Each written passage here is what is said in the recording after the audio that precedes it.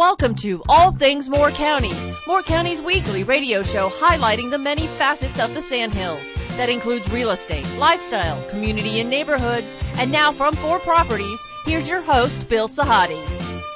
Good morning and welcome to the talk show, All Things Moore County. Dorothy, good morning. Good morning, Bill. We've had a busy couple of weeks. Yes, we have. December is always a busy month, and one of the, you know better than anybody, we've had a couple of themes on the show over the years, and in this year in particular, does the word demographic mean anything to you? Yes, you use that word a lot. And when we do, we're talking to a lot of different groups. In the last couple of weeks, we've talked to a couple of groups about the changing demographics. Yes. And how people reach out to them, and the generations that used to predominate Moore County in the 70s and the 80s. Mm-hmm. There's been a shift. Oh, yeah, big shift. But today we're going to flip the script a little bit, and we're going to talk about the other side of the demographics as well, because there's a lot of transitionalizing going on in Moore County in people's living situation. Mm-hmm. In our business, we deal with members of the civic generation, mm-hmm. and they downsize. I'm sure you see a lot of that. Yeah, and today we're going to be, and I'm very glad that we've been able to do this month. I called Jeff Hutchins, who is the Chief Executive Officer of Penick Village, and we've been trying to get Jeff on the show. We've had Penick Village on in the past, but we've never had an opportunity to really have a soup-to-nuts conversation about Penick Village, what it is, where it came from, its philosophy. And first I want to just say, Jeff, good morning, and thanks for coming and joining us today. Good morning, Bill. We're thrilled to be here today. Yeah. How long have you been with Penick Village? I've been for 17 years. Is that right? Mm-hmm. A lot of people would look at you and go, 17 years out of college? No. I believe it or not, I've actually worked in this field for 31 years. But I've been fortunate enough to be at Penick Village for 17, and it is really an amazing organization, and I feel very blessed to be part of it. And you brought in Carolyn Hendricks, the Chief Operating Officer, and Hunter Wertham to join. Carolyn, good morning. Good morning, Bill. How are you? I'm good. How are you? I'm great. We just found out before the show you and I are kind of like neighbors in Southern Pines. That's correct. You've lived here for how many years? My entire life. Have you really? You're another native. That's right. We don't have too many of them. No, none. One. We have one. How long have you been in the field? Over 20 years. So you have a perspective that you can lend, and Penick was, you've known a lot about Penick Village over the years, but you've been with them just this year. You made a transition. What does Penick Village mean to you? Family. Okay. I would say the one thing in the 90 days I've been there that I've learned is it really is a family. I'm looking to really change healthcare and how people live. The comments I was just making at the beginning about the changing demographics and all the transitionalizing going on, it's almost like our parents, their generation, they're all moving on, they're all in flux, and sometimes you get involved with the children, and the siblings get together and they're making decisions on behalf of their parents sometimes. Yes, definitely you have children and spouses making decisions, but what we're seeing a lot of is not only people retiring here, but also people that are moving to the area that are older, that are coming with children, mm-hmm. that are either working at Fort Bragg or in the Raleigh-Durham area, and they don't want to live in a bustling city, so they want to be here where it's a little bit more hometown. For those people who don't know, Penick Village is located very close to downtown Southern Pines, next to Weymouth Woods, behind the Weymouth House. And it's one of the most beautiful, I call it a campus. I've always called it a campus. And I am fortunate to live not too far from there. And I've spoken to lots of people who, when they first see it, they fall in love. It's almost like a college for senior citizens. Yeah, interestingly, we have so many residents that walk downtown. Right. And they say it's like being in a retreat center, but being able to see the city just right down the cusp. So you see them walking every day as you're coming in and out of work. How do you describe Penick Village? Is it assisted living? Is it retirement living? Because people use different names all the time. And how do you want to present Penick Village? It's officially a life plan community, and and those three words represent what it is. It's about life, it's about planning, and it's about community. And I realize that at this stage of somebody's life, there is all sorts of opportunities to continue to live and thrive, and that's what we want that to be. Right. And so, in their life is all encompassing. It's not just their quality of life or quality of care. It's who are those that they love, and who do they want to surround their friends with, and how do they want to make sure that they're living at this time of their life. The planning is just that even no matter how old you are or whatever age you are, is we don't know what might be around the next corner. Mm-hmm. So what plans have we made in order to make sure that we can respond to any situation as opposed to react to it? And so this gives the opportunity, a place like Penick Village gives the opportunity to make sure that if something happens or if there's a occurrence at this stage of life, there is a group of people that is supporting you in that situation, as opposed to being on your own or having a loved one that might be a few states away or whatever the case may be. And then community, I think that we are, as human beings, we are meant to be with one another, and so that community and that we can create that family, so that basically there is a lot of folks involved with creating the quality of life. It's residents to residents, residents and staff, staff to staff, and it really does create a wonderful community and family feeling. Yeah. Tell me a little bit, and before, actually I want to introduce Hunter Wertham first. I don't want to leave you out. You're the Chief Developmental Officer at Penick. There's a lot of growth going on. You have a lot of plans going forward you're going to be talking about today. Yeah, we have a lot of plans that we're definitely going to be talking about. I'm also the director of the foundation, so we're going to be sort of directing most of my conversation in that direction. Okay. Well, can we talk a little bit about the history of Penick Village? Sure. It was an idea from Bishop Edwin Anderson Penick back in the 1940s, and we were part of the Episcopal Diocese originally, and it was Bishop Penick was the bishop of the Episcopal Diocese, which kind of runs from Rocky Mount to us, if you kind of draw a diagonal line through the state that way, and then if you take I-77 and kind of from Elkin through Charlotte, that's known as the Diocese of North Carolina for the Episcopal Church. There is a Western Diocese and an Eastern Diocese, and we are known as the Diocese of North Carolina. And Bishop Penick said, we need to do something for our elders in the diocese. And so they put together a committee in the 1940s, and really what happened is they incorporated, and then what happened, they searched through the triangle, they searched in the triad, they looked for land.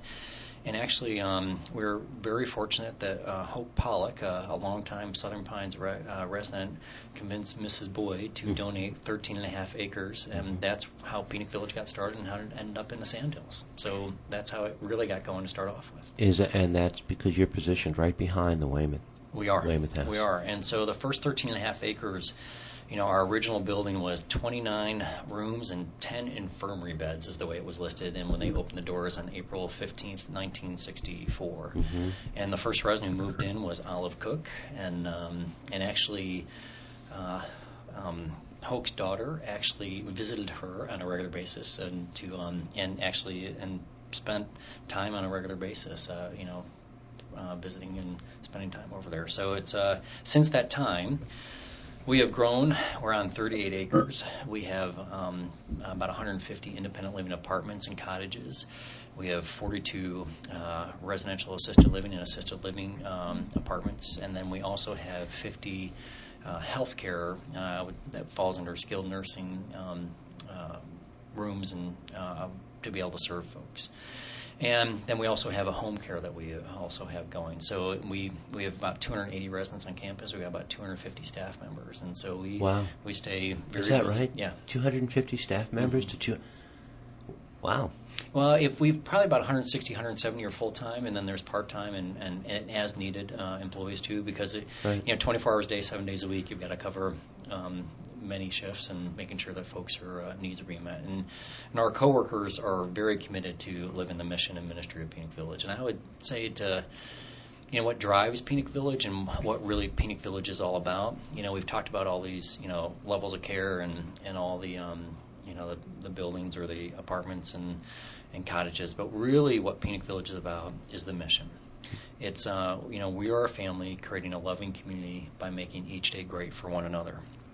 And that mission helps us with all of our decisions. It helps us with all of our planning. And and we break it down pretty simple. The Penick Village family is the residents, their families, all of our coworkers and their families, and all those who love that group. Also our volunteers that include from those who are serving residents directly to our board members, to our foundation trustees. And so that's what makes up the Penick Village family. And then also we, and creating a loving community as a faith-based organization. When Jesus said, love your God and love your neighbor, he used the word agape, and there are 5 Greek words for love, but he used the word agape, and that's how do we behave towards one another. So, for us, if we're creating a loving community, that's a verb. We're doing that each and every day, and that's an effort that we have to make sure that is intentional, consistent, and making sure that it's worth doing. And then the last thing, in making each day great for one another, it is really clear to make sure that you know how to make someone stay great. It's Right. Bill, if you came and lived with us, we need to know you so well. How do you like your coffee? That's if we know you well enough how you want your coffee or those kind of details. That's what makes a family. Yeah. And so, as a mission-driven organization and a not-for-profit, we believe that our responsibility is to truly care and serve those who live there and those who work there, and at the same time making sure that we are a great member of the Moore County community. I've had the privilege of visiting Penick Village many times over the years, and I love the campus, and I always call it a campus. It's very civilized. It's the antithesis of something that you would ever use with the word institutionalized. It's almost like a hotel, a high-end college environment, or just a hotel where people are very, and the staff is so friendly. From wherever, the minute you walk in the door, it just gives you a good feeling. I don't have my parents anymore. Both my parents passed. They were never really sick. They passed suddenly, but we never had to go through the process of interviewing and going from place to place in northern New Jersey. But down here, it's like a breath of fresh air. And people are moving from their home into an environment that might be their last one, and it's a big decision. Yes, it is. We understand that. One of the things is that we know that it is a really big decision, Yeah. and any time that someone is making that decision, we want to be supportive in that. And so and depending on where someone is moving to at Penick Village's campus, we want to make sure that folks have the most influence that they possibly can over their life. If we're going to create a loving community, basically we want to make sure that they are the ones leading the charge, and no matter what level of care they may be. And so that is something that we are significantly trying to make sure that we are paying attention to what people are looking for, and so that we can communicate effectively with them. And the best way we can communicate effectively is listening to exactly what they are searching for at that time in their life. Mm-hmm. Caroline? I would add that when you look at statistics, we were talking about the demographics, we still have 10,000 people a day turning 65. And so the estimate is that by 2050, we will have doubled the population of people over the age of 65, just in the United States alone. So that's a staggering amount of people Yes, it is. aging in our country.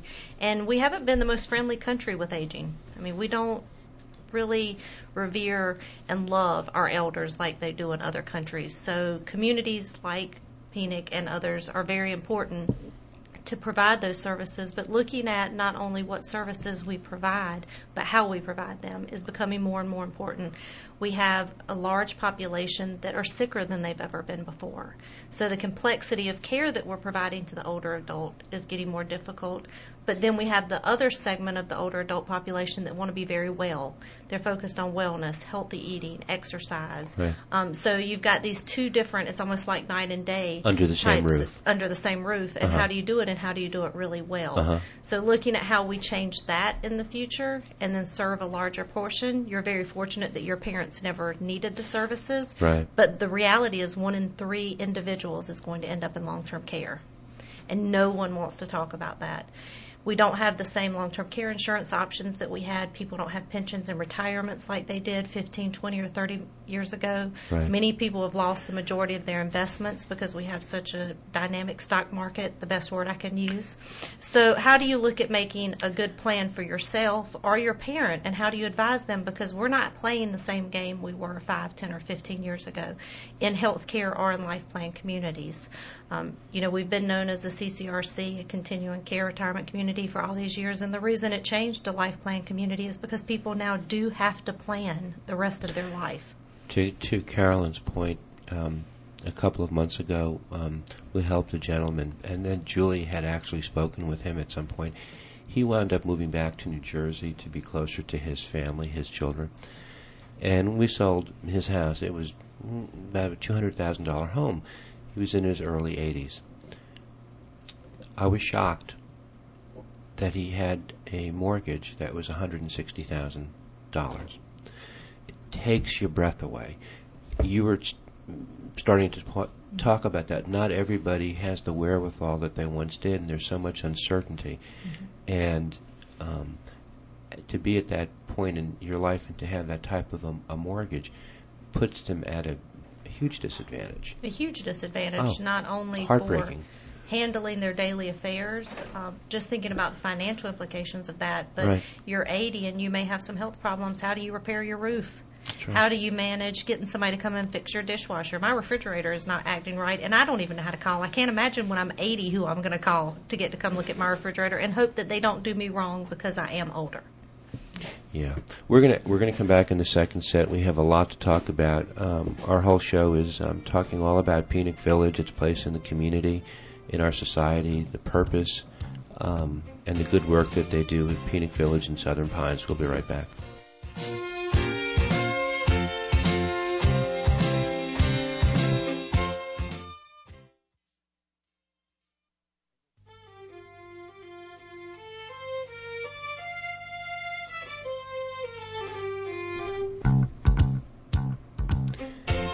Welcome back to our second set. We're speaking all about Penick Village today with Jeff Hutchins, Hunter Wertham, and Carolyn Hendricks. Carolyn, we ended the first set talking a little bit about the financial aspect that lots of people face. It's not everybody is bringing the same scorecard to the table, as evidence of the gentleman I mentioned to you.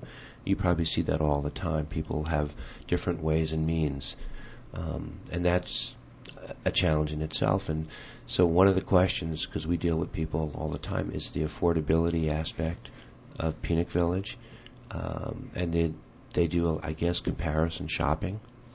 And I want to touch on that aspect of it today, because sometimes people are in a situation where they have to sell their home before they make the move. Yes, definitely. We're seeing a trend and change that people are having to get rid of assets, property. Some people don't have the same amount of property. They're coming in with mortgages or second mortgages, and so they've got to get rid of properties or do things differently. Some people are taking care of their children. That's right. Or there's cognitive issues, and they've maybe given a great deal of money away to a charity, not realizing they're doing it because of cognitive issues. Yikes. And physical limitations, not being able to care for the home like we said. So we're very fortunate, and Jeff says, we would consider ourselves a moderate life plan community, but we also do many things through our foundation to make sure that people not only have access to our services, but can stay there for all of their life. Tell me about the foundation. I think that would be a good set-in for Hunter. Hunter, yeah. Yeah, Bill. The foundation at Penick Village was established in 2003 as a separate 501c3 to support private fundraising at Penick Village for our ministry, which is the Benevolent Assistance Fund. And the Benevolent Assistance Fund keeps Bishop Penick's promise that we will take care of all of our residents until the Lord takes them. Regardless of their means. Regardless of their means, once they are a resident, a family member at Penick Village, we make that commitment to all of our residents to take care of them like family. Do you find that that some people will outlive their resources? Well, I think Jeff can sort of speak to the initial. Yeah, one of the things is that this program has been in place ever since Penick Village has been around for the last 53 years. We have never asked anyone to leave due to financial difficulty through no fault of their own. Right. And, and this commitment has been one that it's the right thing to do. And it's, if you told me today saying, listen, we need you to financially plan, Jeff, for the next 50 years, I would be like, okay, how am I going to work through that? And because the great news is there's wonderful longevity, but there are challenges that come along with that, and so we want to make sure that we're there just in case something goes not as planned. And so this Benevolent Assistance Program has just been strong, and as an organization, Penick Village has made the commitment, and the Board of Directors has made this commitment that we try to tithe as an organization. We're roughly about a $16 million organization, and we do about $1.6 million worth of financial assistance this year. And that's the way the trend has been since I've been there throughout these years. Can I add something just so it's a thought? You may look and decide this is where I want to go, or a life plan community is where I want to go, and I have the assets and ability or the dollars right now to do this, and I can afford my monthly service fee, as we call it, your fees associated with living in independent living. And you may have sustainability for a period of time, but eventually you may spend the money you have. Mm-hmm. And you need to go to a higher level of care. So the time comes and you need assisted living or skilled nursing. Your monthly income hasn't changed. Your pensions, your retirements, your Social Security hasn't changed. But assisted living and skilled nursing cost far more than living independently. Mm-hmm. So you may have the ability to pay, $1,500, $2,000, $3,000 a month for your independent living or for your home in the community. But when all of a sudden you need assisted living and that's $5,000 or $6,000 a month, or you need skilled nursing and that's $8,000 or $10,000 a month, you don't have the income or the sustainability to support that. And a lot of people think, well, then I'll be Medicaid. That's not true. If your monthly income exceeds the allowable limit for Medicaid, you'll never qualify for Medicaid, regardless of how sick you are or how badly you need that level of care. So a lot of people have the misconception that when I run out of money, then the government will take care of me, but it really doesn't work that way. So it's important that we have the benevolence assistance, because we bridge sometimes the gap between what someone can afford and what the true cost of care is. And I would also add one of the things about our benevolent assistance program is we want to make sure that they can maintain a great quality of life, and it's so that they have some flexibility to make sure that they're still going out to grab a bite to eat with a friend, or if it's no matter what the level of care is, or it's that they have flexibility to make sure that if for some reason a grandchild gets married and they need a trip that they can go to that wedding, we want to make sure they have that flexibility to do that, because they deserve to have the opportunity to live the way they want to live, even when there's a challenge there. So that's what we really work towards. Another thing that's really special about our benevolent assistance and Penick Village skilled nursing is that all of our residents, regardless of whether on benevolent assistance or not, all have a private room. And that was something that I thought was really special and different at Penick. What is the percentage of people independent living versus assisted living at Penick Village right now? So I kind of put it this way: is how many people are in independent living versus those who are receiving some type of health care services. Correct. So that's assisted living and our skilled nursing area and therapy area. I would say the ratio is probably roughly about 2.5 to 1 of independent living to. Okay. So maybe 2 to 1. 2 to 1. Yeah, 2 to 1. Sorry. He's not good at math. Actually, he's very good at math. Yeah. So the onus falls on your shoulders then to fundraise. It will never go away. as long as you're tithing, as you say, and you have the independent livers transitionalizing into maybe assisted, and some of your comments about the costs were just mind-boggling. You have to always be generating private donations. It's all private donations? And we are a beneficiary, yes. It's private donations, but it's also we've been a beneficiary of, of a specific grant from a foundation. We do participate in the Medicaid program that also helps us. But I think that one of the things I would add about this is that, our goal is, Caroline said, is that we are trying to make sure that we are a moderate life plan community, so that, because a lot of folks, one of their misconceptions that they might have right up front is, well, I'm never going to be able to afford Penick Village.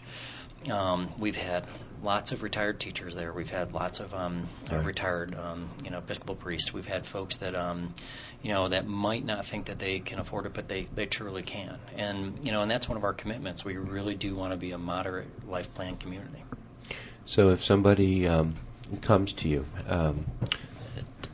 walk me through the process. Somebody walks in the door. They're living independently maybe in Moore County, and they want to investigate Penick Village. How does that whole process start? What does it look like? I think the first step is getting to know them and letting them get to know us. It really is about creating a relationship from the very first minute that we meet them. So it can go multiple different ways in that discovery process. Some people really want meat and the potatoes. They want to see apartments. They want to see what we have to offer. Right. Other people are a little bit slower, and they want to take the time to see, are we consistent? What is our message? Is it a loving community? So they may come out 4 or 5 times for a luncheon or an event just to see if it feels the same way. So, you have your 2 or 3 different types of people that are shopping you. And they are comparing you. They're comparing you to other communities. They're comparing you to the internet, what they see on TV. People have so many more things that they can view you at now. And then their children are more involved. So we have more involvement from children and extended family members than we did before. They need to get a feel for the place. And I think one of the things is that we love it when folks do their homework. Yeah. Because it's really important that they're making the best decision for them. And we are committed to that. We realize we might not be for everybody, and that's okay. It's more important to us, if we're going to be a mission-based organization, that we help people make the best decision that works for them. And so really, the biggest thing that I think Caroline talked about, the most important thing we do is when it starts off with is listen. We got to listen to see what they're really looking to try to accomplish at this stage of their life. So the process is part assessment, and Penick's had many.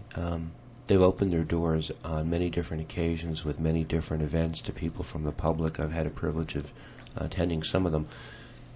Sometimes their friends are there. Sometimes word of mouth is something that helps get people in the door. But you do have, symposiums or open events. So people can come in and get an introduction into the life of Penick Village. We do. We have a variety of, as you said, events, and from lunch and learns to that are programmed through Penick Village. We also have a partnership with Dr. Karen Sullivan about Caring for the Brain, which is another great program that we're doing over the next 9 months, or we're through month 2. And then we also, whether it's our, annual art show and auction that supports the fundraising for the program, where people get an opportunity to come and do that, but, have a really great time with us. And we feel like folks always have a great time with us, but, that's a really special fun night. That's right.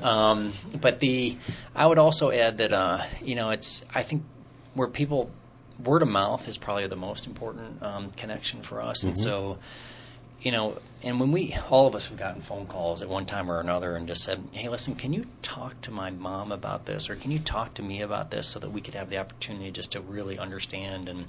And one of the things that we always offer is, listen, when we come and talk to your parent, we're not talking to you as a marketing person or in the roles that we're at Penick Village. We just want to talk to you as a friend. If you can, another way that we want to try to benefit the community and be a good not-for-profit is to say, hey, listen, if we can help somebody, along, we want to do that.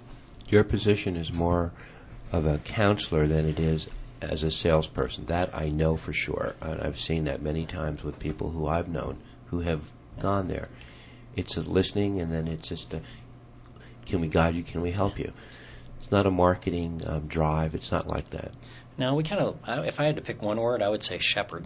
I love that. I love that word. Yeah, it just love that word. From I've been there as long as I have. I've seen so many coworkers, no matter what their position is, shepherding other folks along, whether they're residents, families, coworkers. They have shepherded folks through very difficult situations and folks through absolutely loving situations and through some of the most vulnerable situations. I have seen folks who, some of my coworkers who to me, and if they've been in a housekeeping position where they have shepherded someone through, and one of our residents through a very difficult, and they've been the loving one who has basically been there and served the mission better than any of us ever could at that moment, because they just knew the right thing at the right time, and I am just in awe of my coworkers and what they do to make sure that they are really wonderful shepherds. Yeah, through all the noise of the media, social media. People get bombarded with advertisements. As the population is aging, you look at the commercials and see how they are targeting the 65 and older, Carolyn, as you were talking about. But what's left after all the dust settles and after all the noise is at Penick Village. It's a very principled manner in which you reach out and you counsel and you listen. It's quiet. It's peaceful, and people can register. But there's so much stuff out there, so much competition and information. People don't know what to believe or sometimes where to go. Yeah, I think it really comes down to community. Yeah. It's not just the community we have there, but the partnership we have with the larger community. Yeah. So a lot of the referrals come from people that know us from our community support, the volunteer work our coworkers do, the things that we do in the larger community, and the people that come from the larger community in. But I think it really, for me, comes down to how you feel. When I tour people and I talk to them about the levels of care, their expectations sometimes aren't reality, and it's hard to get someone to understand that. When you're 87 years old and you've lived your whole life making decisions, and now all of a sudden all those decisions are being taken away from you, you're downsizing, you're losing all of your control, it takes a really good shepherd to help you through that process. And you have to feel that you're getting that support from someone, and I think we give that there. I'll give a good example of someone that wants to live on a third-floor apartment because they want a great view, but they physically are not going to be able to evacuate in a fire. We're very fortunate that we have generators, that we have areas of rescue, that we have all of these tools at our asset, but they still would not be able to evacuate in a fire. And being able to have the tough conversation with them about which is more important, your safety or your view. And if it's the view, then we want to find a way to work with you to make that work. Huh. And it's knowing where people are. And I think that one of the things is that, at those, I think that the examples that Caroline used was that, especially when someone's going into assisted living or skilled nursing, those transitions are big for everybody involved with the family. Everyone is feeling that. It's an emotional experience. Right. And so it's I've given presentations where I ask people, how many of y'all can't wait to move into a long-term care facility? No hands ever go up. So if knowing that's a big decision, and it's usually a need-based decision, and people are feeling like they're losing control, how are we making sure that they have that opportunity to have as much control and influence as they should have? It's just like us. Anyone, all of us sitting around this table right now, all of us want to have as much influence and control as possible. Sure. If we're truly going to deinstitutionalize the aging experience the way that our vision statement says, then we're going to make sure that people have as much control and influence as they can. Yeah, well said. Well said. We're going to come back in the third set. Penick Village is located in Southern Pines. It's really right next to the Weymouth House and one of the choice spots in very close to downtown Southern Pines. And I love that many of the residents walk into the town. I think that's terrific. We'll be right back. This is All Things Moore County.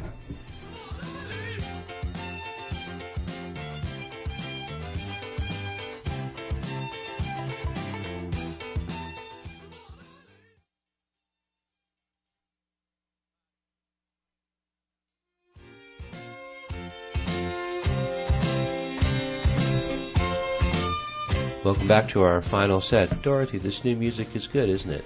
It is. It's very chipper. I think it is. I like it. I'm glad we made that change. It was a good choice. No one has said anything. Nope. No negatives. So all positive. We're going to give the music to Penick Village. They're going to play it in their dining hall. Okay. I have to tell you, Penick Village, over the years, has had a reputation. I know they've won a lot of awards for their food in their kitchen. They've contested, I guess, in different events in Moore County. Got to be proud of that. We are very grateful for all the work that folks are doing on that and bringing that to life. And and it goes back to one of the most important parts about community is dining together, communing together, and we want to make sure that we get that right. We do that. We want to try to make sure that it's creative. We want to make sure that it's different, and we want to make sure that it's a really wonderful experience for all those involved. Yeah, Hunter, I want to switch gears just a little bit. We were talking during the break. You came from a fundraising background? Yes, I've been in the advancement field for the better part of 20 years, and I've worked for several organizations that have served the underserved, from a K-12 independent school for kids with learning disabilities to unconventional commuter universities, universities that are as diverse as it gets. And how did you get to Moore County? I got to Moore County because I took a job in Pembroke. Okay. And I was a liaison to Moore County, and I got to know a lot of people in Moore County. And my wife found Moore County, and we decided that this is the place we wanted to raise our kids. So how long have you been with Penick? I've been with Penick for about 2 years now, this past October. You've listened to Caroline and to Jeff speak with a lot of passion and credibility about Penick. Absolutely. Your observations? Well, I feel like even though I've been involved in like I said, raising money to serve the underserved, I feel like the culture here at Penick is unlike any other I've been involved with. And I think it comes down to what we talk about as the say-do ratio. And you can say you're going to do something, but if you don't do it, it doesn't really count. And it comes down to your integrity, and I think it comes down to your leadership. And with the leadership that we have at Penick Village, I think that it truly creates that family, that love, where you're gonna take care of each other. And like our mission says, you're going to make each day great for one another. And I think it comes down to honoring and valuing people. And Jeff talks about that all the time. We're here to honor and value people. And two groups of people specifically, our elders and those who care for our elders. And I think everything that we do is focused on that honoring and valuing one another and loving one another. You're very well said. A couple of weeks ago, we did a show called The Season of Giving. We had 3 guests. No surprise, one of the guests is one of your residents, Myron Dice. He is quite a guy, and he heads up in Moore County the Christmas for More event. And I think it was formerly known as the Empty Stocking Fund. And we had the Reverend Paul Murphy on, and they were talking about giving to those who don't have. And at Christmas, sometimes, you have the haves and the have-nots, at all different levels. And Myron is a great spokesperson. He's very viable. He is out in the community. He is living a, what I call on the balls of your feet existence, instead of on the back of his heels.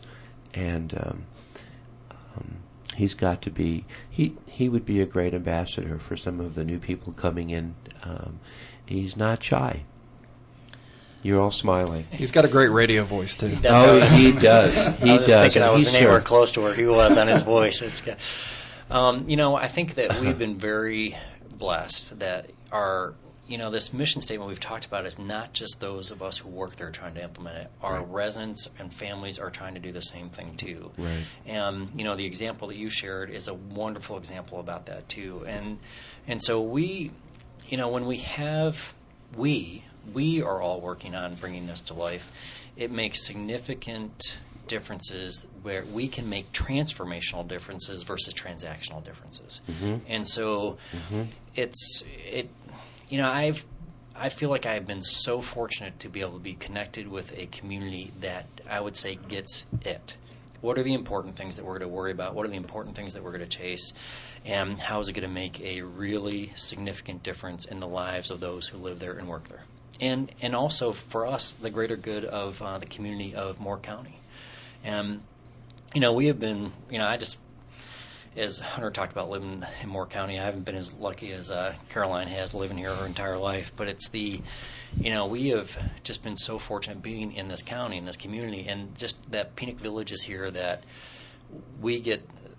there is just something unique and wonderful about Moore County, and then we get to be part of that. And we want to be a good neighbor of Moore County and Southern Pines. And, we love being close to downtown. We love the fire department, the police department, the shops downtown, the community, and it's really just we want to be a community within this great community. Yeah. It all comes through as you're speaking to me. And, Caroline, it comes through as you have spoken today, too. I mean, Google could compete with you, I think, for all the information you have in your head and all the things you know about future planning, demographics, the statistics. So you have a laser-like beam, I think, on the reality of situations, and you can anticipate things, which I think is huge. You could actually call her Carolinepedia, instead of Wikipedia, but Carolinepedia. Yeah. No, I think it's not just anticipate, but the opportunity to partner. Right. And when you talk about the we and the residents that we have there, they have been as welcoming to me coming in as the co-workers have. And so they're teaching me as much as I have the ability to teach them. But they know how they want to age. Some have more difficulty expressing it than others and need more help than others. And help is really changing the word help. So many times as a nurse, I think help means that I go and do something for someone. But our residents don't want us to do things for them. They want us to partner with them and help them change what it means to age, especially at Penick and in Moore County. So looking at ways that we can bring technology, the ways that we can make the community safer, make it easier for them to walk back and forth downtown, which they have that luxury. But how do we make things different? Yesterday we were decorating outside, and one of the residents pulled up in his car. He went grocery shopping, and he said, if you give me a minute to park, I'll come and help you do that, because you're the newbie and you probably don't know how. Yeah, of course. And so, I was very appreciative of that. And then I get one more pole down, and another resident comes up, and he's like, do you need some help? And, so to know that they're as invested in me being successful as I am invested in it, but it is really a community. I think people think we overuse the word we, but I feel it there every day when I'm walking the campus and when I'm visiting people, that there definitely is a we. They want us to succeed because it's in their best interest, and we want to succeed because it's in their best interest. So it really is each person giving the other person the leg up. Wow.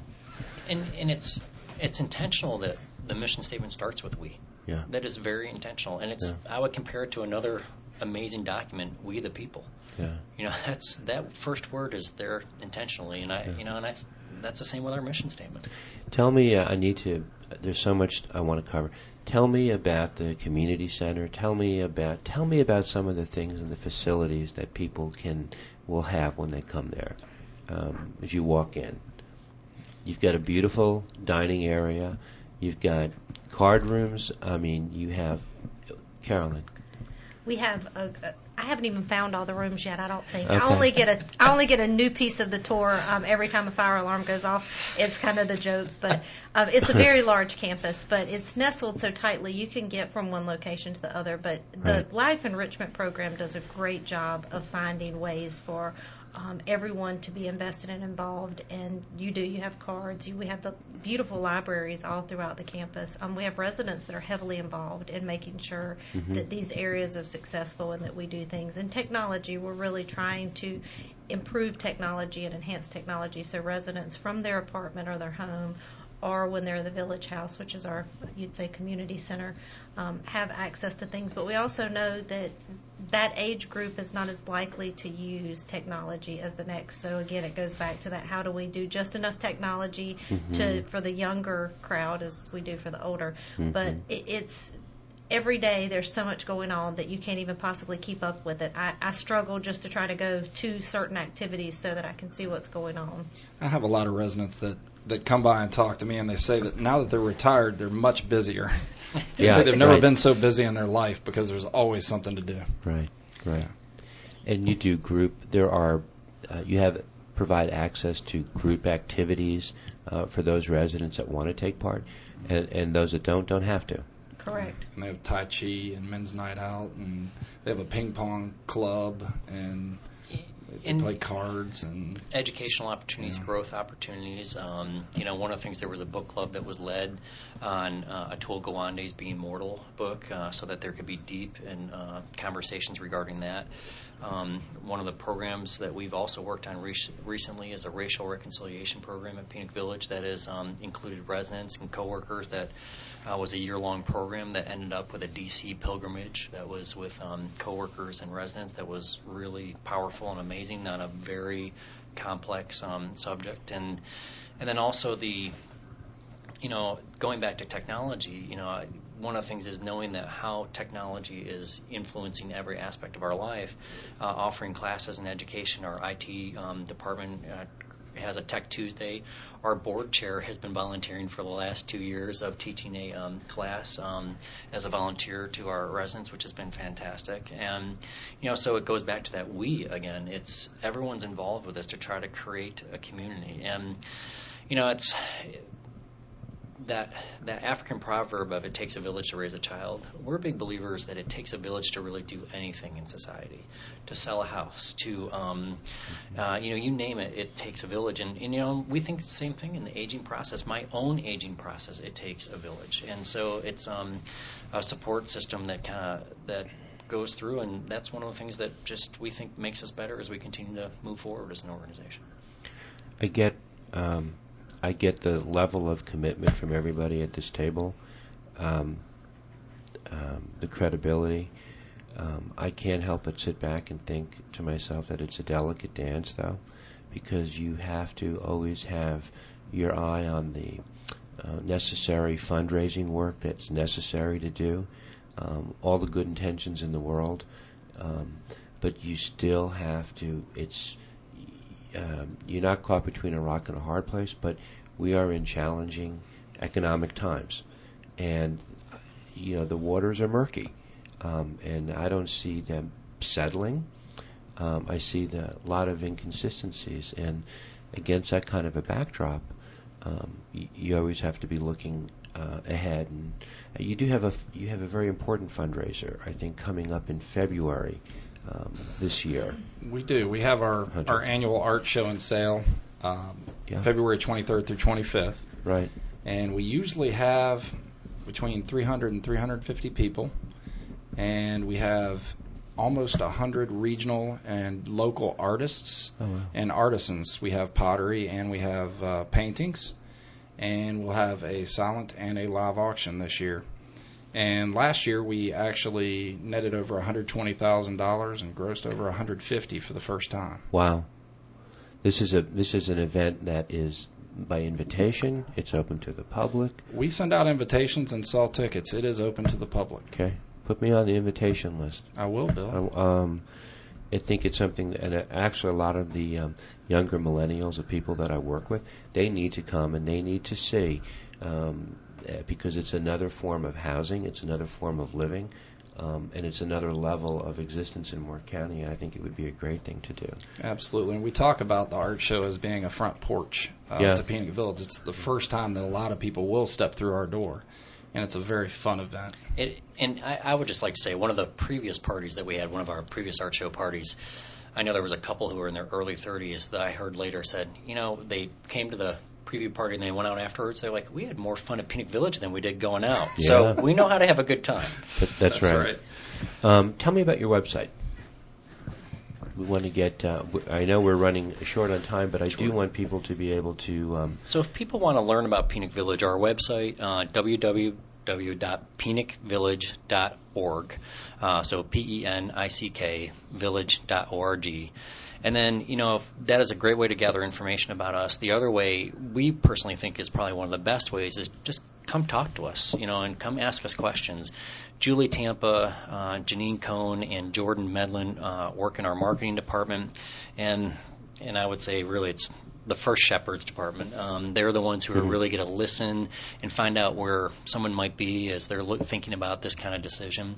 And we also believe that you can call our main number. Someone will connect you to Janine, Jordan, or Julie. And the main number is 910-692-0300. And they would be glad to help you. Okay. We unfortunately have to wrap up. I hope people who have heard of Penick Village will come and visit. Can people come in and eat at Penick Village if they wanted to? People just to visit? We would be honored. We'd love to coordinate that with them, but we would Okay. be honored to. And Julie, Jordan, and Janine would be glad to help set that up. Okay. I hope people please go onto the website and come and just see the beautiful campus at Penick Village. And I will look forward to the art show, 23rd. February 23rd. Okay, and We that's also- after the holidays when the dust settles. Absolutely, and that's the opening night at 6:30. We do have hours where people can walk in on Saturday and Sunday during the day. Okay, I want to thank you, Jeff Hutchins, Caroline Hendricks, and Hunter Wertham for coming in and talking to us. This is a very special community, and yes, the demographics are changing, and yes, the population is shifting. But the more people know about Penick Village, the better off they'll be. You guys all have a Merry Christmas. Happy Thank you. holidays. Thank you. All right, Bill, thank you very much, and thank you for what you do for the Moore County community. We appreciate it. It's a pleasure it's a privilege to live here, and a pleasure. Everybody have a great week. Thank you.